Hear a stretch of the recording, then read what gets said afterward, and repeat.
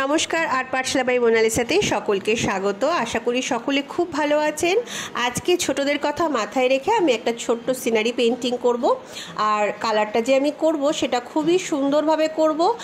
খুব সহজ পদ্ধতিতে কিভাবে তোমরা ছোটরা সিনারি এঁকে তারপর সেটাকে রং করবে মোম রঙের মাধ্যমে বা অয়েল পেস্টেলের মাধ্যমে, সেটা তোমরা এই ভিডিওটা দেখলে বুঝতে পারবে। তো চলো কথা না বাড়িয়ে আমি এখানে পেন্টিংটা শুরু করি। তোমরা ছোটরা আজকে অবশ্যই ভিডিওটা দেখো, তোমাদের কিন্তু অনেক কিছু তোমরা শিখতে পারবে, ভালো লাগবে আশা করি তোমাদের এই সিনারিটা আঁকা দেখলে। তো সবার প্রথমে আমি একটা দুটো ঘর এঁকে নিয়েছি। তো সবার প্রথমে আমি একটা হালকা যে কোনো তোমরা 2B পেন্সিল ইউজ করবে বা HB পেন্সিল ইউজ করবে করে খুব হালকা হাতে প্রথমেই এঁকে নেবে। তো এখানে আমি একটা ব্ল্যাক মার্কার দিয়ে তোমাদেরকে জাস্ট আউটলাইনটা করে দেখাচ্ছি, যাতে তোমরা আউটলাইনগুলো স্পষ্ট ক্লিয়ারভাবে বুঝতে পারো। তো দেখো সিনারিটা খুবই সহজ করছি। এখানে দুটো কুঁড়ে ঘর এঁকেছি, একটা গাছ এঁকেছি পাশে, আর এইদিকে ঘরের পাশ দিয়ে একটা নদী বয়ে যাচ্ছে এঁকেছি। দূরে সূর্যাস্তের সিনারি আঁকবো, তাই একটা হাফ সূর্য অস্ত যাচ্ছে সেরকম এঁকেছি। আর এখানে দূরে একটা নারকেল গাছ এঁকেছি। তো দেখো বন্ধুরা কি সুন্দর সহজভাবে আঁকা হয়ে যাচ্ছে। আঁকাটা কিন্তু একেবারেই কঠিন না, কিন্তু রঙটা যখন আমি করব রঙটা খুবই সুন্দরভাবে আজকে করব, যাতে পুরো সিনারিটাই যাতে খুব উজ্জ্বল লাগে, কালারটা খুব ব্রাইট হবে আর তোমরা আস্তে আস্তে দেখতে পাবে। তো দেখো এবার জলের একটু এফেক্টটা এখানে একটু দেখিয়ে দিলাম যে এটা একটা জল। তো তারপরে আমার আঁকাটা কমপ্লিট হয়ে গেল। এবারে আমি ছোট ছোট কটা পাখি দেখিয়ে দিচ্ছি আকাশে। এখানে আমি ডোমের কালার ব্যবহার করছি, ডোমস কালার, তোমরা অন্য কালারও ব্যবহার করতে পারো। তো দেখো এখানে আমি ডোমসের প্রথমে স্কাই কালারটা নিয়েছি, লাইট স্কাই কালার। তো সেটা উপর থেকে নিচের দিকে হালকা ডিপ করে, উপর থেকে ডিপ করে নিচের দিকে হালকা করে দিচ্ছি। আর নিচে আমি যেহেতু সূর্যাস্ত দেখাবো, তো সেই জন্য নিচ থেকে হলুদ রং ডিপ করে উপরের দিকে হালকা করে দিচ্ছি। এবার এই যে আকাশের রংটা করেছি দুটো কালার, এটাকে তো আমাকে মিক্স করতে হবে। তো সেই জন্য আমরা হালকা হাতে এটাকে করে নিয়ে আঙুল দিয়ে এটাকে ব্লেন্ড করে দেবো। বা তোমরা যদি ডিপ কালার ইউজ করো, আকাশি রংটা উপর থেকে আরেকবার ডিপ করে দিলেই এটা আস্তে আস্তে ব্লেন্ড হয়ে যাবে।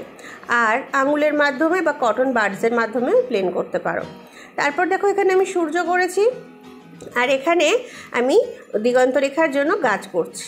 তো ছোট ছোট কচি কলা পাতা সবুজ, তারপর একটু ডিপ সবুজ, এরকম রং দিয়ে আমি এখানে এই গাছটা করেছি। আচ্ছা, এখানে আমি যে রঙগুলো ব্যবহার করছি এটা আমার পুরনো ডোমসের যে ভেঙে যাওয়া যে রঙগুলো রয়েছে, তো সেইটা দিয়ে করছি। নতুনটা দু একটা রঙ নতুনের সেটটা থেকে ব্যবহার করছি। তো তারপরে দেখো এখানে আমি দূরের ঘর ঘাস যেগুলো রয়েছে সেটা করলাম।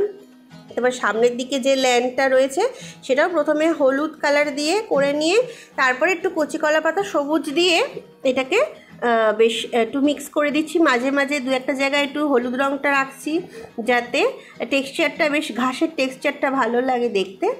তো এইভাবে আমি রঙটা করব। দেখো খুব কিন্তু কঠিন না, খুবই সহজ পদ্ধতিতে করছি। যে খুব সুন্দর ঘাস টাসগুলো যে খুব সুন্দর ব্লেন্ড করতে হবে এরকম ব্যাপার নয়।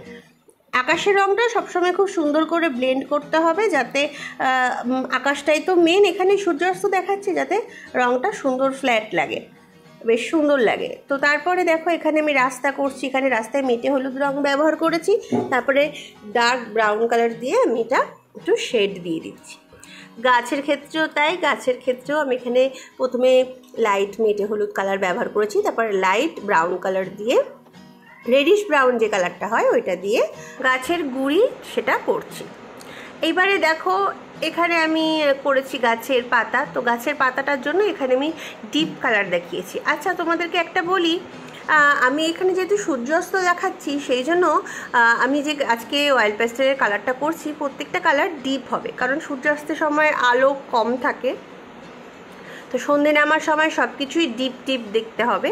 তো সেই জন্য আমি এখানে সব রঙগুলো একটু ডিপ করেছি। গাছের পাতাগুলো দেখো এখানে আমি একটু অন্ধকার অন্ধকার দেখানোর জন্য সবুজ রং দিয়ে আবার নীল রং দিয়ে নিচের দিকে ডার্ক করে দিই। ঘরের চালটা এবার করব, তো অরেঞ্জ কালার করে নিচের দিকে লাইট ব্রাউন কালার দিয়ে আমি মিক্স করে দিয়েছি। নিচের দিকটায় দেখো একটু অন্ধকার অন্ধকার থাকবে। আর এখানে মেটে হলুদ রং দিয়ে বিচুলির রং দেখিয়েছি, তো ওখানে কুড়ে ঘর যেহেতু, তো সেই জন্য।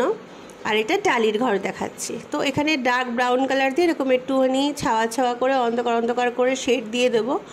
এরপরে মেটে হলুদ রং দিয়ে আমি ওটাকে বেশ সুন্দর করে শেড করে নিচ্ছি। তাহলে দেখো মাটির ঘর যে এফেক্টটা বোঝা যাচ্ছে।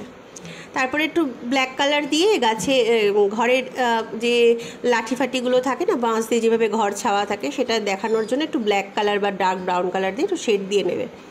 তারপরে দেখো এখানে আমি জলের রঙটা দেখাচ্ছি। প্রথমে ইয়েলো করে নিয়েছি, কারণ জলটায় সূর্যের আলো পড়েছে, তো জলের তার রিফ্লেকশনটা দেখাবো। তো তারপরে আবার এখানে ডার্ক ব্লু কালার নিয়ে আমি একটু শেড দিয়ে নিচ্ছি। আর উপরে এখানে সূর্যের এখানে আমি অরেঞ্জ কালার দিয়ে জলে যে শেডটা মানে শ্যাডোটা পড়েছে সেটা দেখাচ্ছি, জলে সূর্যের রিফ্লেকশনটা। আর এখানে ডার্ক ব্লু কালারটা নিয়ে ধনি দাগ দাগ করে এরকমভাবে জলের রিফ্লেকশন মানে জলে যে আলো ছায়ার যে ব্যাপারটা সেটা দেখানোর জন্য এটা করলাম। তাই না? সুন্দর লাগছে না? দেখেছো? একদম সহজ, কিন্তু বেশি কঠিনভাবে আমি একদমই করছি না।